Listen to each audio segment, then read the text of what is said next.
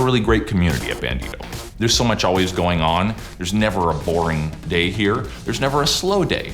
And it's a very open and encouraging and stimulating environment. I think everyone, in every step of the process feels empowered. We feel really good about the work that we do, the voice that we have, and the brand that we've developed. I'm doing what I love, and I'm making films and making commercials and making content, telling stories.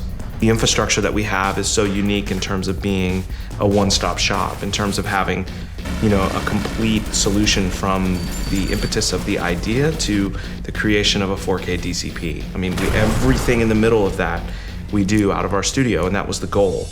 I think a lot of what the ISIS 1000 gives us is the power to share across a wide range of tools and staff and personnel and cutting down on time.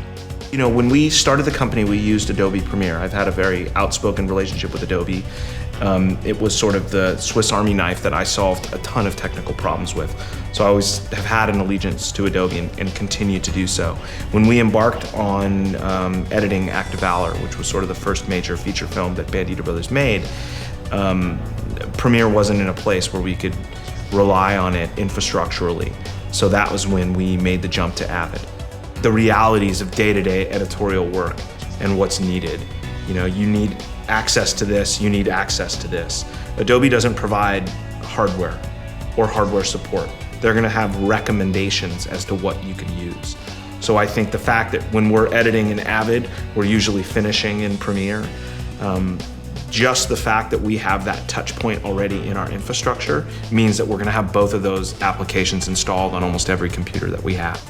So the fact that Avid is providing, a certified storage solution that's more competitive, that has that, interoperability, that's big for us.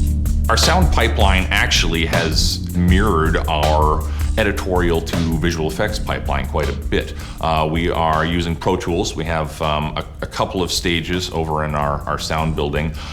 Something that the ISIS 1000 has allowed us to do is just share a workspace. Our editors can quickly copy over an AAF or an OMF, and sound guys just pop open their workspace, toss the files that they need into Pro Tools.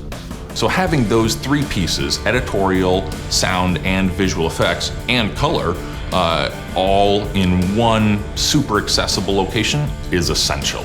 So we knew we kind of needed to be able to manage the data, to know where all the files were, and be on a platform that, real professional editors were comfortable with. We want to be able to have the choices to go and use Premiere, to go and use Avid, to go and use After Effects. It's very empowering when companies are not so precious about this stuff.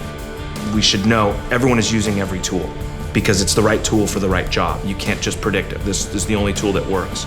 So when Avid announced the support beyond just the Avid products, I think that was really invigorating for us and led us, to feel comfortable with the investment in the ISIS 1000 platform.